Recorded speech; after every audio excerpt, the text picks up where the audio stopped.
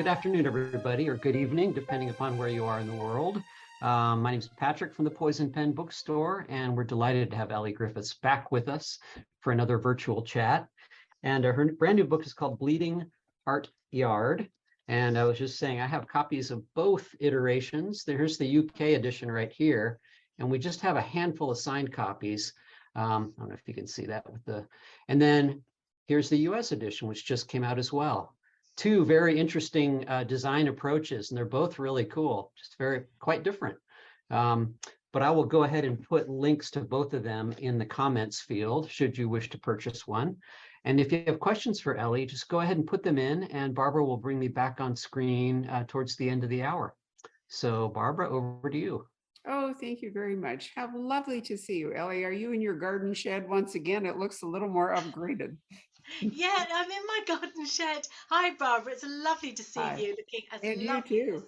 When ever. I wrote to your publisher and I said she'll be joining me from her garden shed, they said no. Yes, Yep. yes, here I am. It's my, I think I said to you last time that my husband always says I shouldn't call it the shed, because it's quite nice. But anything else sounds a bit pretentious, Oh, it's my studio. It's a shed, basically. But it's a really rough night here. So if you hear like Oh, rattling, it's raining, it's wind, it's really is sort of wild night out there. So it's quite atmospheric. So don't worry if you hear like sort of creaking and groaning. It's not me. It's just the weather. okay. Well, or it's not Stephen King hiding out in the Well, in the there's garden shed. in true Stephen King style, there is like a branch of the tree that does bang against the window sometimes. So Do you know, the weather has been so bizarre. We have had more rain in Arizona since August than Seattle. And, talk about a complete reversal of weather. We've had several events, Michael Conley last week, where, the weather just went wild. wow, And there's no predicting it. So, yes. anyway, let's hope that we don't get cut off. And last time when your most recent Ruth Galloway book came out, John Charles of our staff, who's a major fan, talked to you, but now I've got her back for Harbinger Power. Yay. So this is, in fact, they're talking about this as a standalone, but honestly, this is Carpenter in her third book. In fact, Elly won an Edgar for The Stranger Diaries and then went on to write The Postscript Murder, both of which were Harbinger Carr down on the seacoast.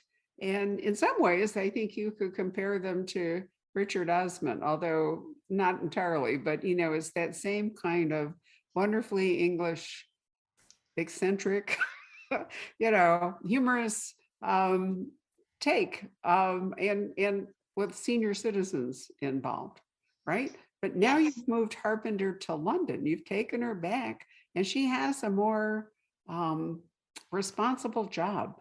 So tell us about why she's in London and what's her role. Yeah, so she's had promotion and she's moved to London. And yes, you're absolutely right, Barbara.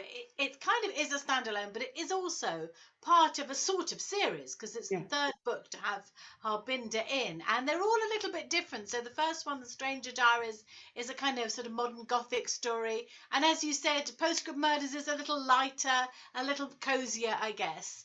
And this is the third one. Now, the writer Sophie Hannah, when she talks about her books, she says they're linked attached. Like houses are sometimes. Yeah. So I'm going to go with that. They're linked attached.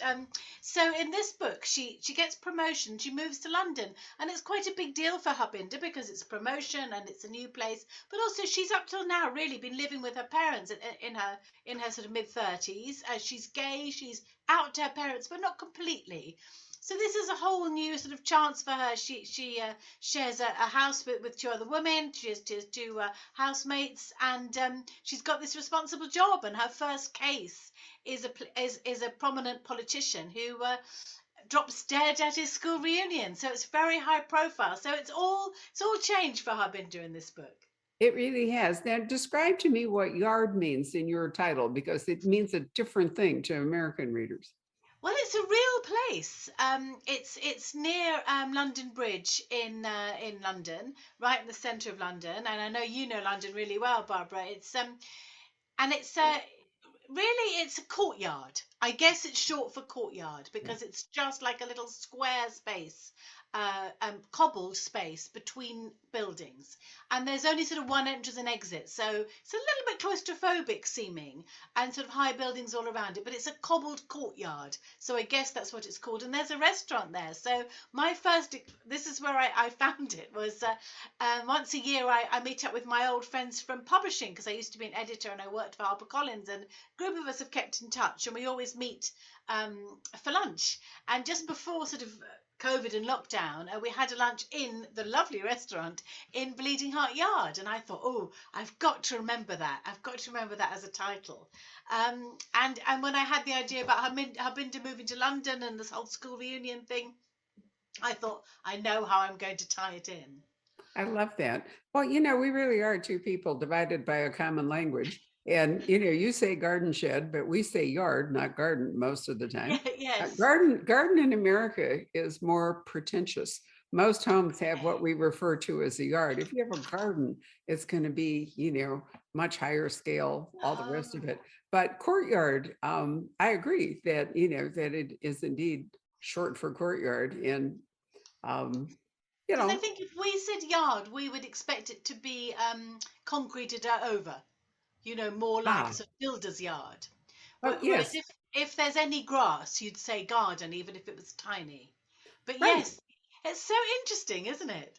It absolutely is. And we did talk about digression here. And maybe I can even show it to you. We decided that we would light our garden for Christmas this year. And so these people came in and we have a giant saguaro. I mean, it is a serious saguaro. And they arrived with 2 bucket trucks and they spent an entire day twining the saguaro in all of its arms with Christmas lights.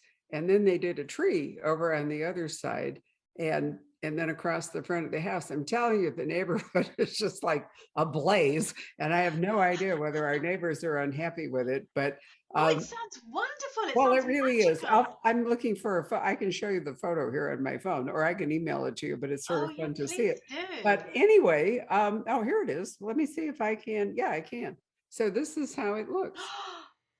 That's huge. Oh, that's wonderful. Yeah, it looks like it's sort of got diamonds on it or something. That's beautiful. Wow. It really does. But this is the first time, my point was, that I felt that we had a garden as opposed to a yard. I see, right. I hadn't really realized that distinction. Yeah, because definitely for us, yard would be concreted over and maybe kind of industrial in some way. But yeah, however little, here it's a garden, and my garden's not very big, but it has a shed in it, and this is where I am. I love it.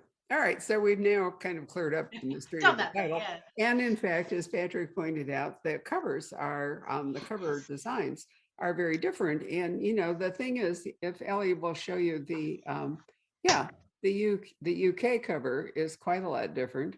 And, I think that's really interesting because clearly there are whole platoons of people at publishers whose job is to try to figure out what the packaging is that will work for every country. And if you get foreign editions, then I'm sure you're frequently surprised by, what they decide, and they can change the title as well. Authors don't get to do that. Authors own the copyright to the text, to the story, but the publishers get to decide on the typography and the packaging and the cover art. And most of the time, the title may be in conference with the author. I don't think readers often realize that you're not in total control of your book. No, and that's true. And of course, as I was just saying, I used to be in publishing. And do you know, the thing that we dreaded was the author who had views on the cover. The author that says, well, I really think it should be like this, because it is. And I try and remember this as an author, because it is really a marketing tool, as you so rightly said. And of course, the marketers want to sell it to bookshops like yours. So they want the thing that totally appeals. And that's really important as a marketing tool, really. But I do think it's interesting because quite often, my books are published sort of around the world now. I think it's 25 different countries, and including sort of Far East and things like that. Most of the covers are quite like the British covers, but the American ones are kind of out on a limb. They are quite different, particularly with the Ruth books, those very sort of colourful ones. Yes. And it's really interesting how that's worked. And I actually really love this US cover of Bleeding Heart Yard. And I think the thing is, this isn't the I haven't got the final one here. This is a proof, but you can see it actually has the flower that is a bleeding heart on it. So I can suppose it kind of looks quite sort of slightly gothicy, slightly sort of literary. But I think this looks more crimey. I do And too. Plus, it and actually looks like the place where the crime it is does. happening. And So you know, that idea of sort of stepping into, one of these lovely London streets. I think it has, ironically, of course, because it's not done in London, I feel it has a really London feel to it. So actually, for me, that probably might represent the book slightly better. well, I think it probably does. Plus, I'm not sure Americans would even recognize the bleeding heart flower. So it'd just Well, be I had to wasted. have it pointed out to me. Right. So anyway, let's talk a bit about dark academic, because all of a sudden this subgenre, so to speak, I love the way that books keep sort of sorting out. I predicted you might, and I might have even talked about this 2 or 3 years ago, and people are always saying to me, what'll be the next big thing?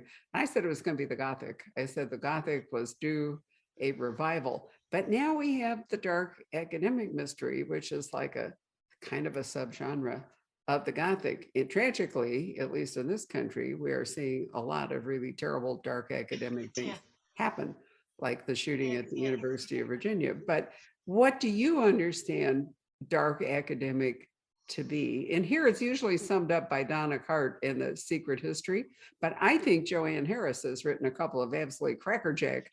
So do You I. know, The Narrow Door. That's an yes. excellent one. Yes. I'm a big Donna Tartt fan, though, actually. And, when was it out? It was the 90s, wasn't it? I think I read The Secret History. It was before I was published at all. And yeah, I absolutely loved it. I love the Goldfinch as well. Yes, it's really interesting, isn't it, how things come round again. And I mean, you must see that very much in sort of your position in the sort of literary world. You must see that quite a lot, and even I remember it from sort of publishing things sort of coming around again. um I suppose it is because there is an element of locked room mystery about a school or a university, and there is this sort of small group of characters, and you can play on that, and you can play on the fact that I think the characters in my book, there's not very much actually in school, but of course they're at a school reunion, so they're remembering their school days, which were 21 years ago.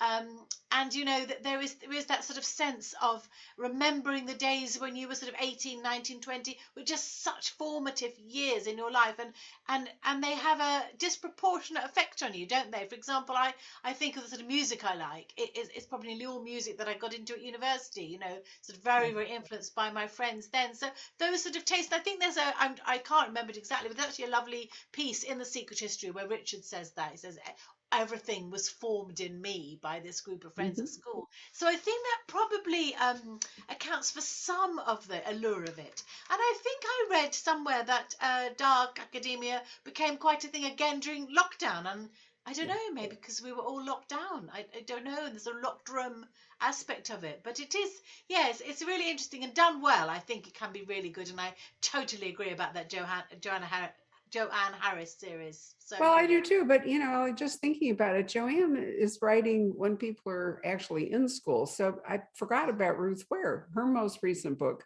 It The Ends It With Us. Girl. And then she wrote an earlier one, maybe it was her first one, I think, about a school reunion. So she too has Yes, gone in. I So I'm really not sure enjoyed that The the It Girl. defining thing of dark academics simply means that there's a school in the background, and it's kind of a variation on a country house murder in a way, because what it really means is that there's a confined space of some kind, I think whether that's it's an right. actual campus or whether it's a group of people who were, and those are the people where the crime occurs to one of them, and all of them are the suspects, right? I think that's exactly right. I think it's a version of locked room or closed circle, a mystery really. And I absolutely loved Ruth Ware's The It Girl, the most recent one, set in Oxford. Very, very clever. Yes. And I'm a real sucker for that sort of story, I have to say. Yeah, I thought she did it very well. I was briefly confusing her with Colleen Hoover, which of course is absurd, but there's no parallel. Titles, I mean. Anyway, I've heard this one called Dark Academic, but that's not what you have been writing. I mean, you've been, well, I don't know. Do you suppose Ruth Galloway, do you think they Hmm. could be kind of called Dark I Academic? I hadn't guess even thought of it. no, I hadn't at all. But she is an academic, isn't she? She works at a university, and I think because she works at a kind of modern university, um, I suppose you don't have that kind of sort of sense of the sort of dark cloistered halls. She briefly works in Cambridge, and I think then Right. then you get a little bit more. I suppose it's because those sort of modern campuses don't really call to that sort of book. So I wouldn't have necessarily. But I No. mean, she is an academic, so we could make a claim for them being. And I guess the secret history, not the secret history. See, now I'm doing it. The Stranger Diaries. Right. That's partly set in a school as well. So Yeah, no, it's really interesting. I don't like labels, and so I mean, in a way, I tend to push back when somebody says, "Oh, look, it's a dark academic mystery," and I think I'm doing another talk this afternoon with two writers of dark academic oh mystery, wow.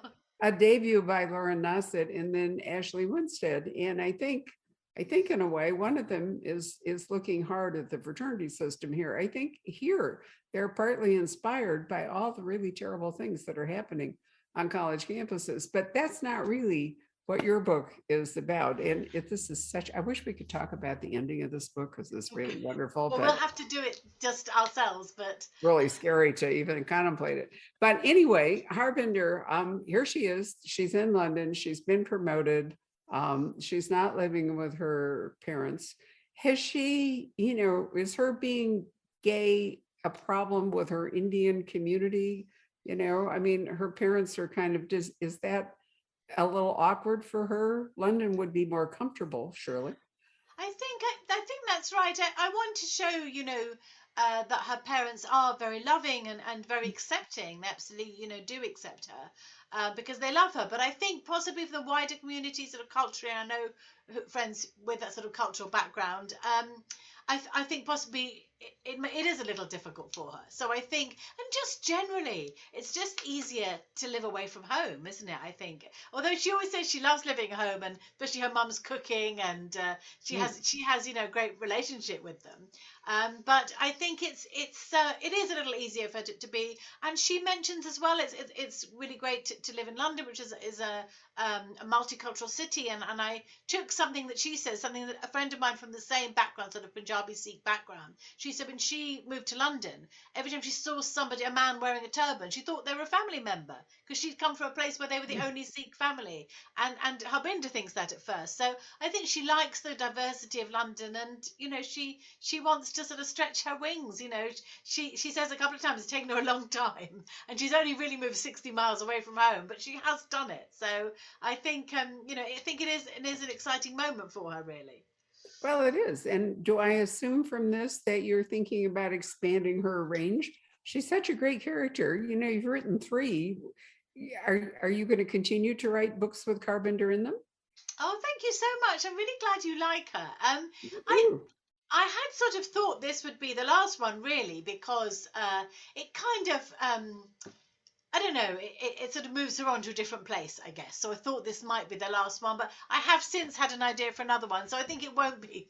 It won't be the last one. And actually, I quite liked writing about her team there in London. She has a new sergeant called Kim, as an older woman who she really likes, and a slightly annoying younger man there. So I think there are potential there. And also at the end of the book, she meets up with her friends from the postscript murders again, and I'd love to do something with them again because Natalka, one of the characters there, who's Ukrainian, and I'm really quite sad that her Ukrainian backstory is still so topical, really. But Natalka has started her own detective agency along with 80-year-old Edwin. So I'd quite like to write about them as well. So I don't think I'm finished with the characters yet.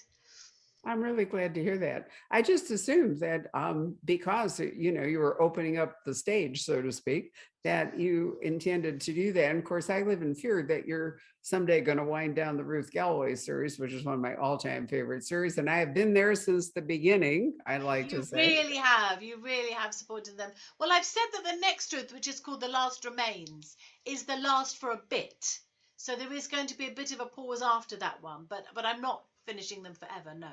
Oh, good. I'm happy to hear that you said the last for a bit because, I mean, it's a complicated story. We're digressing off into Ellie's other work here, but if you've missed the Ruth Galloway mysteries, they are really spectacular. And I love the Norfolk countryside. I love, all of the interesting, there are some unusual elements in them. There's some really unusual characters in them.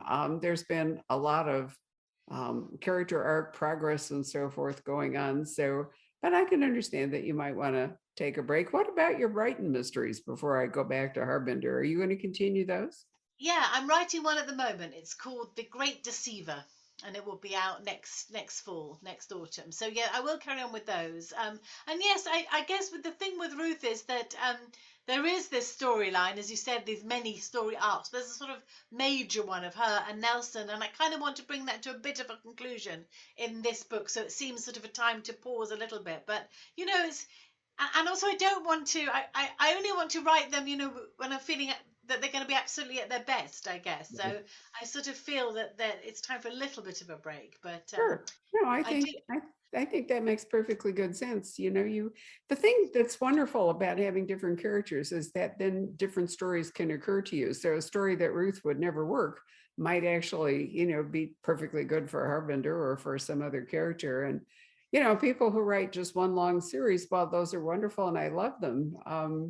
Do sort of shut off some potential storylines that could be developed if you had other characters in them. So That's so true, actually, because quite often I'll have an idea and I'll think, oh, could that be a Ruth idea? And you just kind of know, oh, maybe that's not a Ruth idea, but maybe it is a Harbinger idea. Part of Bleeding Heart Yard. When I thought of Bleeding Heart Yard, I first thought, well, maybe I could bring Ruth to London, do something with her, but it didn't seem to work with her. But with yeah. Harbinger, it really did seem to work. So you're absolutely right with that. Yes, and also I've got a few ideas for some new things. So I'd quite like to start a new series as well. So I want to give myself a little bit of time to think about that.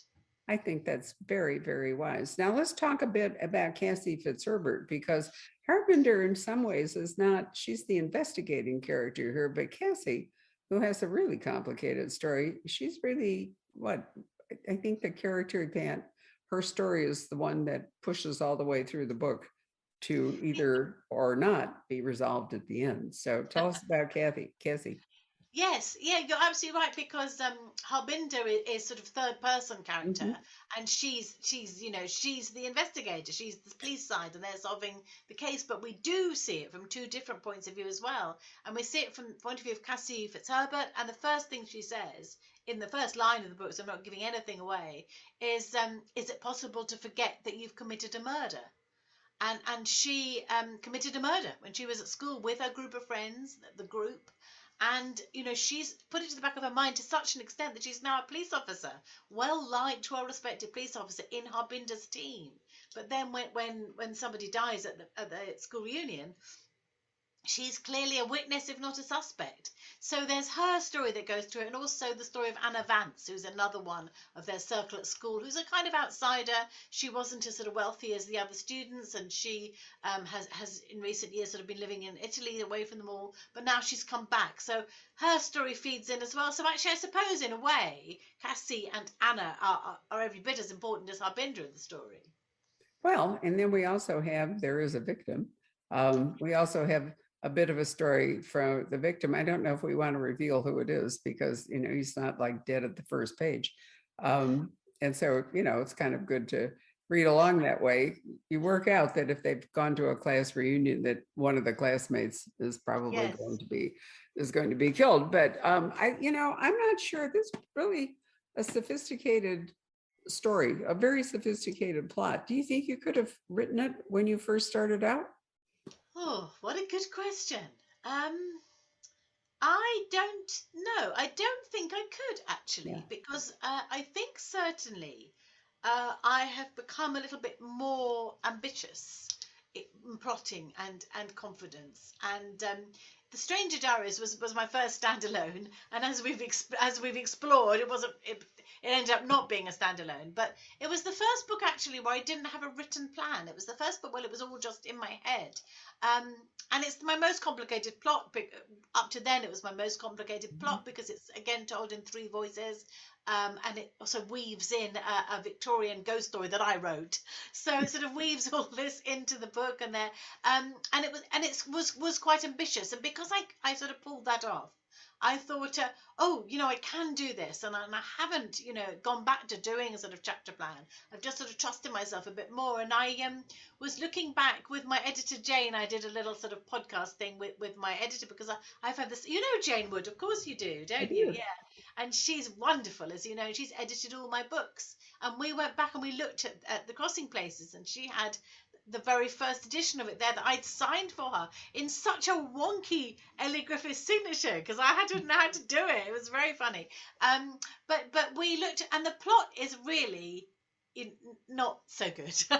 There are good things I do think to say about the book, the character of Ruth and the atmosphere Yeah. and the setting and the place, but the plot is quite simple. I don't think I had quite enough suspects there. So, and I remember a friend saying to me who wrote for, you get over there, don't you, the Midsummer Murders. Yes. And a friend of mine called Isabel Gray wrote for Midsummer Murders, and she says the rule there is that they've always got to be four people left standing at the end who could have done it. And that's always been my rule ever since. So I think I've got better at that. So I do think it was a really good question, and I don't think I could have done it at the start of my career, and also wouldn't have had the confidence to do it. Well, yeah, I think there's both. Confidence is certainly a big part of it. But one of the reasons that I asked you that question is that you're really an ace at withholding information and gradually, because we don't know why Cassie says, could I forget that is it possible to forget that I committed a murder? And we don't even know what murder it is or who died or whatever. And I think to write a book where, you put that out there, but then it's so you leak things into the story as you go along. That takes a lot of control, I think, to Oh, do that thank kind you. of thing. I was really impressed. And, Oh, it's not that often that I can't figure out what happened. But I have to say that the end of this book did indeed catch me by surprise. I thought oh, he has written I'm so himself into a pleased corner here. because And I thought, you're. how is she going to get out? But you did. Oh, good. Right. And kudos to Jane. If Jane ever watches this, I miss you. I haven't seen you for Oh, a really long time. We had lunch at the Ivy once together, oh, which I've lovely. always remembered. But Jane is indeed a brilliant editor. She So, but really is. And yeah, yeah, a lunch with Jane is always good, isn't it? It's always a good lunch. it is. Yeah, and of course, she is a terrific editor and has really helped me so much along the way. But I'm so happy to hear you say that, Barbara, because you read so much crime fiction. So I'm very, very glad that I have, at least put a few doubts in your head as you read it. But I think that is so important, isn't it, about when to give the information. And Yeah, it is something that, we're all learning all the time, aren't we? But because you don't want to annoy your readers, because sometimes, occasionally, I read a book where the detective says, "Oh, I know who did it, but I won't tell you." And you think, yeah. "Oh, but why wouldn't you? Why wouldn't you? Why would you say to your closest aide?" Well, Poirot does it all the time, but I guess we can forgive him. "Oh, I do know ace things, but they will not tell you." And you think, why not? You might. So things like that withheld just for the sake of it are really annoying. So you want to withhold it a little bit, don't you? But not in such a way as to the way that you are then sort of obstructing justice, if you like. You've just got to, in a way, try and do it naturally, and people telling their stories and bits come out. But I'm glad you think that I pulled it Well, off. I do. And, the thing is that the stakes for Cassie are really huge. I mean, because she has a family, she has a career that she loves. She's a police officer. And if it comes out that in fact, she committed a murder, her whole life is going to be blown up. So you don't know. I mean, in theory, we have a murder and a murderer, and we have Cassie and her past, but we're not entirely clear whether Kathy is in fact guilty of both or guilty of neither. And if she isn't guilty of neither, then what you've really created is an impossible crime. You're going to have to resolve in a way that we can believe it. So I think you set the stakes up in this book for your characters, but also for yourself, really high. Now, did you plot this out ahead of time, or did this one, are you becoming more of a pantser where you wrote yourself along and figured it out? What happened? I definitely am becoming more of a pantser, definitely. As I did sort of start off, as I said, with a sort of plan that would go from the beginning to the end. I mean, it'd be very sketchy and I'd fill a lot in on the way. But first, when I first started writing, I did always know who did it. And actually, I did know in this one. But I didn't sort of know how I was going to get there. So in the structure is, you get a chapter also from Cassie and then Anna and then Harbinder, and I wasn't always sure in which order they would go, as I went through it. So it wasn't planned out to that extent, And somebody asked me today, actually, was on a lovely podcast, and they said, did you write, say, all the Harbinder bits and all the Cassie bits and all the Anna bits and put them together? But I mean, it's a very fair and interesting question, but it's just I couldn't write like that. I have to sort of start at the beginning, go to the end. So I wasn't even sure which bit would unfold next. So, and lots of, they're a group of people, as we were saying, who close at school, haven't seen much of each other for the next 21 years. So there are quite a lot of relationship stuff to unravel and, resentments within the group and some sort of social resentments. Anna was not as rich as the others. Some of the others have become so famous that they've almost, fame does that thing to people, doesn't it? To makes them seem very other. So all those things I wanted to explore. Very true. And the thing is that the wounds that you're dealt in high school, you almost never get over. There's a wonderful woman's book, I think it's called In Her Boots by a writer named Del Antonia. And it's premised, the plot really is premised off, can you ever get over the guy that dumped you in high school? And I mean, and it's true that you are at your most vulnerable, your emotions are highest, your hormones are highest, life is rawest, whatever it all is, when you're a teenager, when you're in your late teens, and those things can carry over your entire life, which I've often thought is the reason there are so many books that are really set at high school reunions or college reunions, because those wounds just never really seem to heal. Yes, I think that's really true, actually, and you are so. It is such a point in your life where everything sort of gets decided. Funnily enough, when I was at university, I had a boyfriend called Chris who was a medical student and became a doctor. But when I was writing this book, I realized it was the first time I'd ever had a character called Chris. So I don't know what that means. Maybe it means, that in some ways Chris is history, or I really chose the name Chris because I could play a little game with spelling it with a C and with a K, and so, but it could have been Carl, couldn't it? Didn't have to be Chris. So maybe I've sort of carried something about Chris all these years, but obviously I'm happily married for 30 years. But maybe there was a little thing about Chris that needed to come out in this book. I don't know. So it's very interesting. I've kept a diary since I was 11, and yeah, and when you look back, it's really worth looking back because your feelings are so intense, even at sort of 11, 12.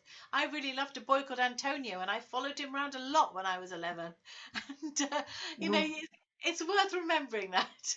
It really is. I was invited to speak to an honors class at Arizona State University a couple of weeks ago, and then subsequently we did an event, and an author named Daniel Pink, who's a nonfiction writer, has written a terrific book called The Power of Regret. And basically, the theme of my conversation to these kids, and also Dr. Pink's conversation, was, as you grow older, you learn to forgive yourself for the things that the choices that you made and the things that went wrong. But what you never really get over is regret for the things that you didn't do, that you didn't choose. And it's hard to explain that to kids who are like 20 years old because they barely even made any choices.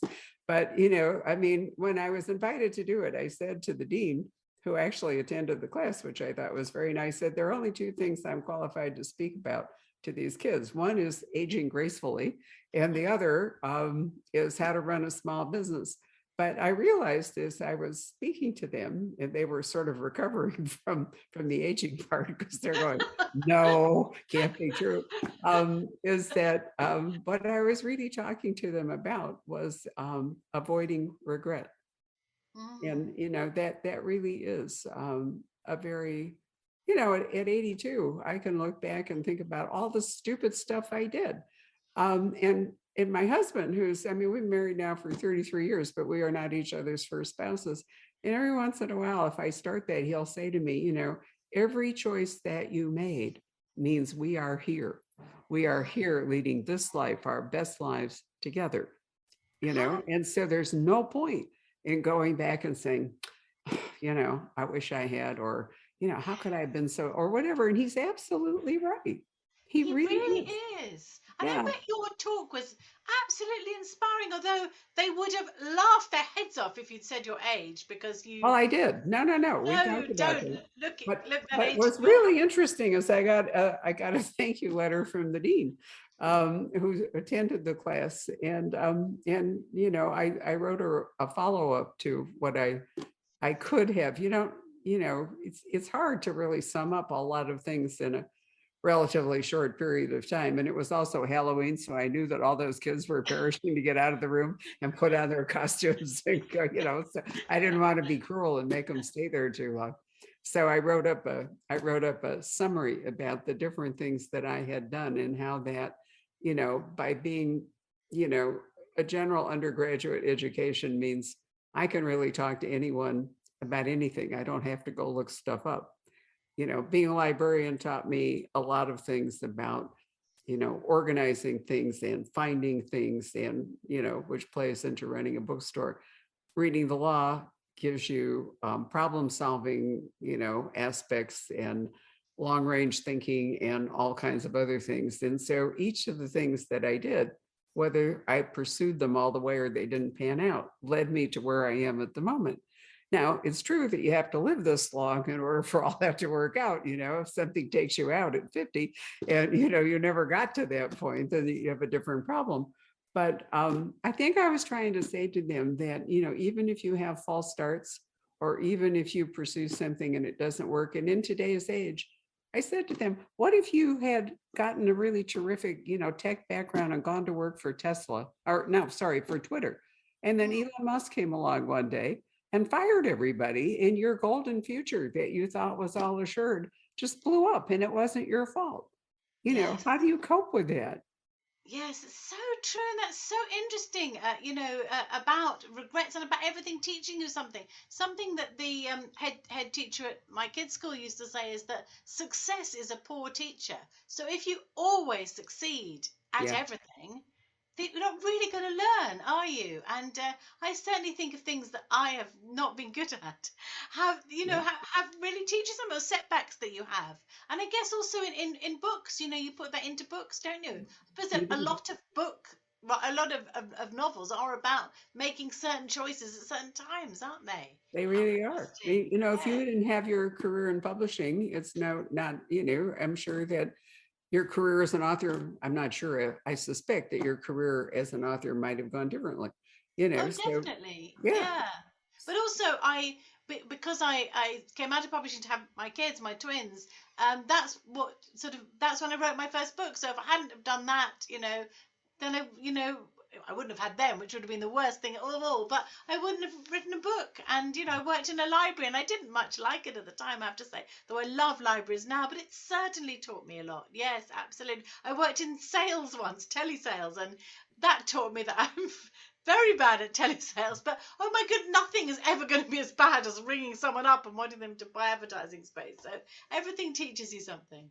well, and being an author, absolutely everything you ever did can play Yeah. into your books, you know, so that's useful. But in point of fact, circling back, you know, back to the book, which is sort of why we're here, it does apply to both Cassie and Harbinder, this whole discussion. You know, if Cassie hadn't made those choices, then she wouldn't be in the place she is when the book starts. and Harbinger wouldn't be in her new promotion in London. And, I think that's one of the really neat things about writing a character more than once, is that you get to show us, how choices and Yes. continuing choices change them. If you write a total standalone, then the only thing we get to read is what choices, drove the standalone, but then we leave them and we'll never know whether the things that happened in the standalone then transform their lives as they move forward. Yes, and there's always that feeling that you would quite like to know, isn't there? I mean, so many Mhm. books that where I'd like to know what happened. When I can't sleep, I sometimes try and work out what happened next in Georgia Hare books, because I'm a big Georgia Hare fan. Oh, me Always too. try, always try, and and it's sort of tempting to think, of what happened next. What happened next to Damarel and Venetia and Penn and Richard and those Yep. last little bits. So I think that is one of the big wonderful things about writing a series. And in the Ruth book that I've just finished, Ruth 15, I did try to tie up some of the loose ends from previous books and to sort of show that the choices Ruth made and Nelson and Cathbad and the rest of them have led them to this place. So yes, it's a I really know. interesting. I've always wanted to know, because Cotillion was my mother's very favorite Oh, Georgette Hare. Freddie. Yep. And I've always wanted to know what happened to them. And you remember, Hugh, one of the Yeah. great lines in Georgette Hare, remember when there's the five, bravo, cried Hugh, forgetting his cloth because he was a rector, or Freddie's father, who was Yeah. just like superb. And, Yeah. and but they were such a young couple, and they wound up together under difficult circumstances. And you leave them when they're just like still teenagers, and you'd really like to know how their Yes. life. Did Freddie turn into his father? What I love happened? his father. He's such a good cat, and I think they were well suited, really, and that showed it because Yeah, Jack, who's the sort of dashing one, isn't he? He wasn't at all as considerate as Freddie, and Kitty liked doing the same things that he liked doing, so I think they would have been happy. But yeah, so interesting, and I think Venetia and Damarel would have been happy, even though he was quite a tricky husband. good point. And what about Charles and Sophie? I Oh, mean, oh yes. I think they would argue a lot, but they would be really happy, they would. And I think there's that beautiful scene where she's looking after her cousin, Charles' little sister, and Charles sees her at the bedside and realizes her really sterling qualities. So I think she will always have that wonderful sort of motherly quality that he will I love. agree. I mean, I Oh, think in many ways the best Georgette here, in many ways, is a civil contract. But oh yes. I mean, that's just it's an absolutely brilliant. It's one of the best Napoleonic Regency War, depictions that you can read. And it ends, in fact, when news of Waterloo comes in, and Yes, you they're know, waving the papers out of the windows. And do you know yes, it's a very grown-up book, though, isn't it? Because yes, I that's reread that fairly recently, and I remember not liking it.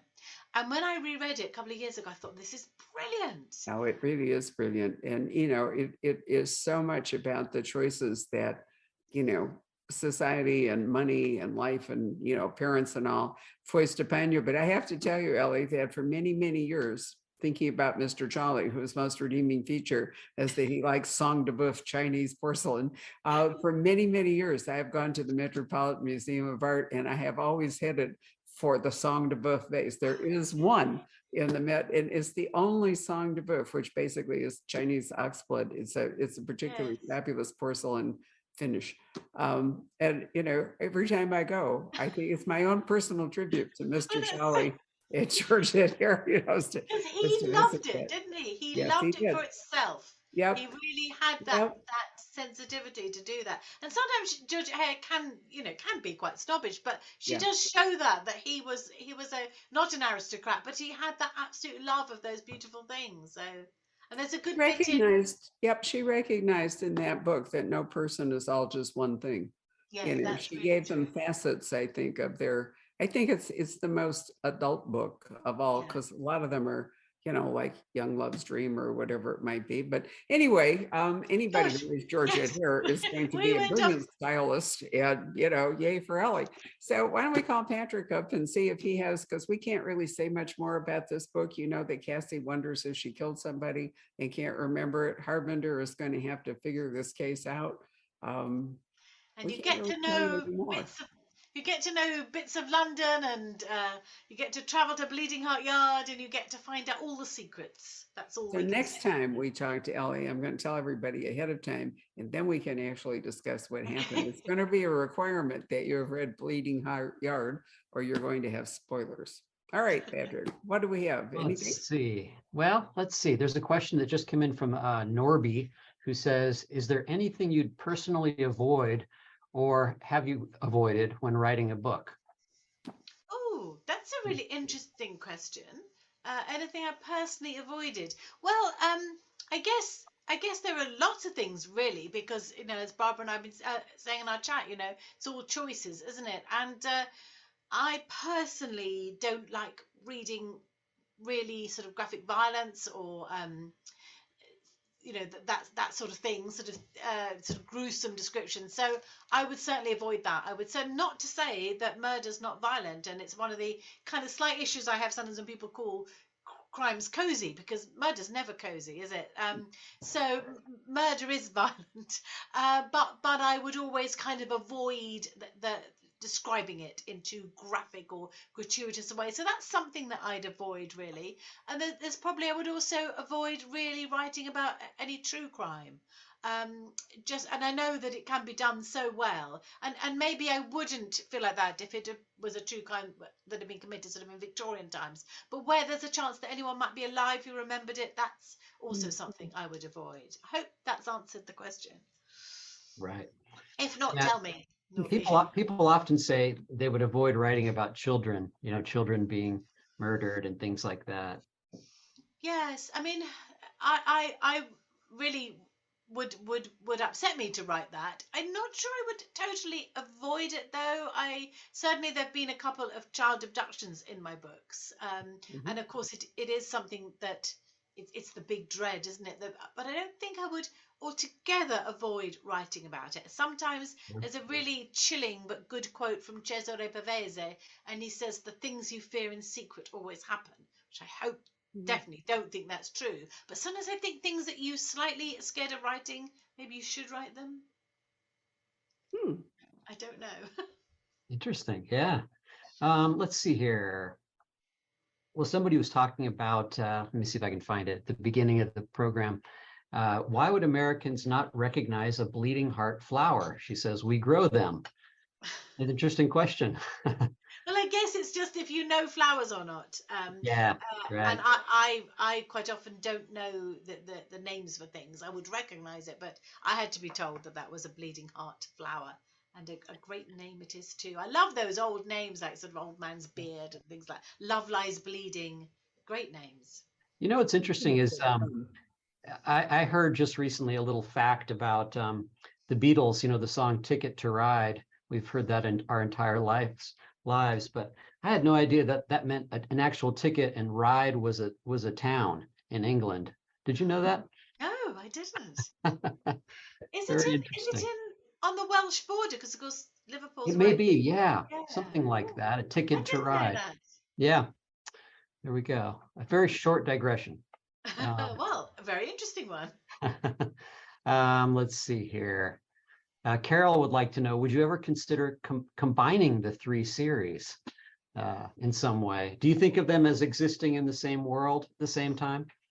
What a terrific question, Carol. I don't know. It's a really interesting question. I suppose the fact that I haven't ever considered it must mean that I do think of them as being uh, in different universes, really. But the only thing I've sometimes thought is that maybe Ruth might find a playbill that has Max Mephisto's name in it from the Brighton Mysteries, and that would sort of cross over in that way, because uh, that would be something that was in history, and she wouldn't have a chance of sort of meeting him. I do remember, so I write this series for schools, which I know you've had in the shop, the Justice series, not for schools, but for sort of younger readers from sort of 8+. And I go into schools quite often to talk about them, which I love doing. And I was really sorry when I couldn't do it during lockdown, so it's nice to do it again. And somebody asked me there, so a young student, about sort of 8 or 9, he said, could Justice be Ruth's grandmother? And I thought, that's such a good question. And I Interesting. sort of don't think she is, because Ruth's mother is quite a difficult woman and Yeah. somebody who sort of uh, doesn't access her sort of emotional and creative side. And I think if Justice had been her mother, she wouldn't have been like that. So I think Justice isn't Ruth's grandmother, but it's an interesting thought, isn't it? Mhm. So there might be Absolutely. a tiny bit of crossover there somewhere, maybe with the Brighton mysteries and Ruth, maybe. But I hadn't really thought about it. What would have been to think of Nelson? Who knows? How interesting that would be. I'm not sure. I'm not sure she would, take to him that much. I think he'd have to be really on his toes. But then again, he's used to strong women. He likes Ruth. He's works with Judy and Tanya. His mom is a strong woman, so probably he'd be all right. Let's see here. Okay, here's a kind of a question. What do you have a favorite mystery novel of all time? If you had to pick, that's a tough one. It is a tough one. Barbara, I do you would. have one? That's a dangerous one for you Well, to ask. here's the thing. I was asked that yesterday. I did a PBS interview downtown, and he asked me if I had a favorite author. And I said, it's really dangerous for me to say that. But if I'm picking one, because I just got a book from Bloomsbury where I wrote the last chapter in a book about Agatha Christie. Um, and so I said, I think because of the incredible forms that she set up for crime fiction, the murder of Roger Ackroyd as an unreliable narrator and all the rest of it. I said, I really think I have to give her, the kudos, as B.D. James used to say, because of they were original to her in so many ways. And now people are playing on them, that modern writers are. But here's the question that threw me, and I'm going to ask both of you. He then said to me, what's the book you've read that scared you the most? And I had to say to him, I really thought about it. There isn't one. And then last night, I mentioned that to Dana Stabenow, who's here, and my husband, and they both said, well, you don't read Stephen King. I thought, that's true. I don't. So I've never read The Shining. But Ellie, is there a book that has, really scared you? Or Patrick, is there a book that's really frightened you? Wow, what a great question that No is. kidding. I And flunked so, the answer. I felt so stupid sitting there saying, well, do you know, no. this is gonna sound very sort of pathetic, really, but I think this book's had an anniversary recently. But I was really scared by Watership Down. I think it's an amazing book, but the description of the stories of the Black Rabbit, who's the kind of devil rabbit, and then there's General Woundwort, who's the sort of fascist rabbit. And I guess I'd read it at quite a young age, but it's has really quite sort of adult themes, doesn't it? And I remember it giving me nightmares. And the only modern book that's given me a nightmare was a Sharon Bolton book, The Craftsman, about Sharon Bolton. I think is a terrific writer, and it's Yeah. about a coffin maker. And so I guess Sharon. But if I had to pick my favorite mystery, to go back to your original question, Patrick, or the viewer's original question, it probably would be The Woman in White. I'm a Oh, huge wow. Wilkie Collins fan, and Excellent.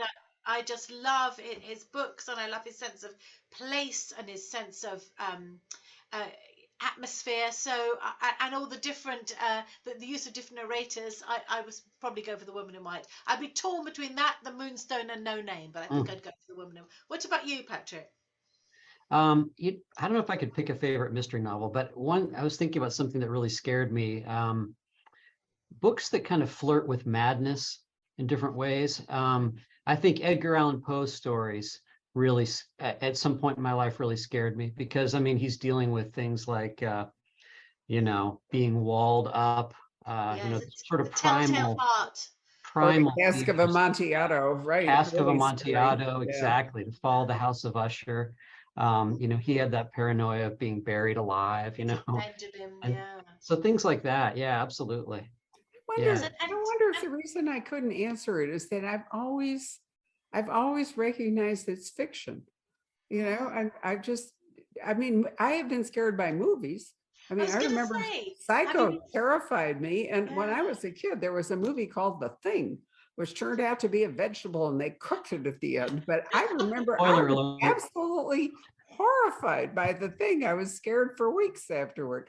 So maybe I had to, the visual thing will draw me in, whereas reading it, maybe it's just because I'm like one step removed from it or Yeah, something. so maybe you read it with a sort of slight sense of detachment, trying to Yeah, solve it. And how interesting. Yes, what a great question, though. it And it's was. great. Good. And you're so right about Agatha Christie as well. I think her sort of, because I wrote a Miss Marple story this year for Right, the you did. Miss And I Marple. love Marple. That's one of my favorite books of this year. It Oh, really is. good. It was a really fun collection. It was great to read them all. But I was aware again of how clever she was with form, Yeah. and how experimental she was.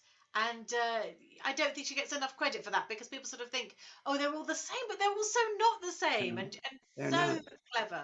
I reread her second husband, Max Mellon's autobiography before I wrote this chapter for Bloomsbury. Val McDermott wrote the introduction, and I wrote the end of it. Wow. He has a thing, and he talks about how much she loved puzzles, how good she was at puzzles and mathematics and so forth. And I think that helped her.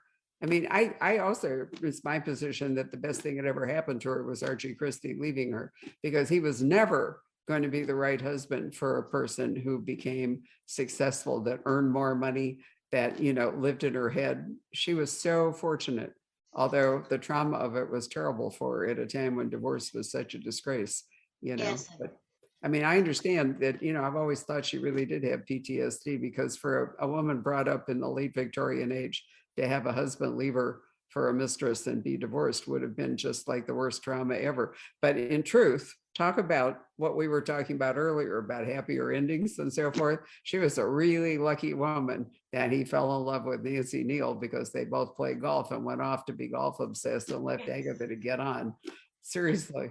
And I have Wow. to say, from my point of view, it's a really good thing for a crime writer to be married to an archaeologist, as I am, and she was second time round. So definitely, I completely agree. It was in the end a very happy.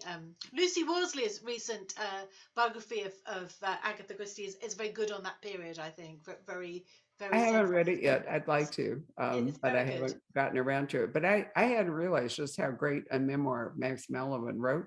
I was so happy to read it. I have this ancient book there, and I have Christie's autobiography, and also Come Tell Me How You Live, which was her memoir about her marriage to Max. And so it's particularly nice to read that, and then read his autobiography, when is his version of his marriage to Agatha. It's just great stuff. I love Sorry, the thing Patrick, that. we've digressed. Yeah, That's okay. yeah. Sorry. Not at all. Let's see. Well, Jell, who's I think tuning in from Australia, says the book that really scared me was The Day of the Triffids, due to the wind rubbing branches against the veranda gutter as I was reading it. Ooh, That's great. I'll bet that was a scary Yes. experience. Yeah. That's I great. watched The Shining while working as a chambermaid in a hotel. So where you watch Oh my something or gosh. read something has a big effect. And never as a teenager watch The Shining in a hotel. Really, a slightly half empty hotel. No, no. I've actually Yeah. stayed in that hotel. And I'm telling you, Have it's you? nothing like that. Yeah, it's in the Rocky Mountain National Park. And I've spent the night there, and it's actually quite sedate. So maybe that's one reason I never read The Shining. Maybe having Oh, there stayed in you the are. hotel, I thought it was never going to have that kind of impact on me. Yeah, it's quite a book. He really taps into a lot of our primal fears all Yeah. in one package. Um, let's see. Okay, Jill has another question. Do you find it hard growing the characters as you write their next book? That's how it's worded. Oh, that's a great question. Do you know, it's one of the things that I really like doing, and Barbara and I sort of touched on it a bit. The whole idea that you feel a bit sad if you don't get to write the next bit in a character's life. So that's something that I really enjoy doing. Following a character as they grow and as they change and as things happen to them, to make them the people who they are. So it's not something that I find difficult, and something that I do really enjoy. But not to say that it isn't something that I work on, because I do. But it is just an aspect of the writing that I really enjoy, and it feels a privilege. Really, it feels a real privilege to have. I've written 15 books about Ruth and Nelson and their wider circle, and I just feel really lucky to have been able to do that. How wonderful that is. It does feel a real privilege, I have to say. It seems like some authors try not to. They want to keep their characters almost frozen in amber. Yeah. You know. And I guess that's not wrong. I mean, Lee Child is very open about that with Reacher, isn't he? With Jack Reacher, he says he's not going to Right, grow, he's not going to change, he's not going to age. right. And I did a Zoom yesterday with Peter James, who's a good friend and a local author here, and writes the Brilliant Roy Grace books. And he said, oh, he was 39 at the beginning of the books, and 26 books later he's 41. But he said a lot of them happen in the same year or something. Yeah. But for me, it was quite. I really enjoyed my characters aging and changing and growing in real time. That was quite important to me, and also it was quite important to me that they, given the traumatic things that characters in crime novels go through, I thought was really good to show that they are changed by them. Hmm, right. Here's maybe a good final question. Norby from, what is this, YouTube? Will you ever do any short spin-off books looking into the characters' lives from the Galloway series? Oh, what a great question. And do you know what? I think I'm going to. I think I'm going to write we're going to publish a selection of short stories next year, which some of which will be stories that I've already written, but some of which will be like these little moments in the lives of characters that I didn't have time to write before. So, for example, various Christmases that Ruth and Nelson have had that we don't know about. I'd love to write one about Ruth at school. She grew up in South London, an area I know really well, but quite a historic area. So I'd like to write about that. I'd like to write about, Max and Edgar in the war and what they did in the war. I'd love to write about Justice as an adult. Harbinder's first day as a police officer. So yes, that's such a great question, and it is something that I think I will do. Cathbad's growing up in Ireland. Yeah. Yes, I'd like to Right. do. He and Judy are an amazing couple. No, Oh, thank you. that would be wonderful. Wow. Well, we've, as always, digressed all over the place, but Great. if you're going to talk for an hour about a book in which you will spoil everything after you just briefly set it up, you have to digress. So thank you all for sticking with us. Elly, as always, has been an absolute joy to talk to you. It's been such a pleasure, Barbara. Thank you so much. And thank you, Patrick. And can I just say also, Barbara, thank you for all your support, because you have been there for me right from the beginning. So thank you. Well, it's really my pleasure. And as a favor to me, give Jane Wood my regards, because it's been way too long since I I've really talked to her. will. Next I'm time you're in so London. happy. Okay, here's an idea. Next time we're in London, 3 of us lunch Bleeding Heart Yard. We could do that. That would be Could do absolutely that. wonderful. All right. Well, anyway, Okay. thank you all for joining us. Enjoy the See you rest of your soon. afternoon or your evening. Goodbye. Thank you. Bye, everyone. Hello. We hope you're enjoying our programs and podcasts with authors. We'd like to expand them, and your help would be appreciated. Please make a donation at poisonedpenfoundation.org. 100% of the proceeds will go to help connect authors with readers in this difficult time. Thank you.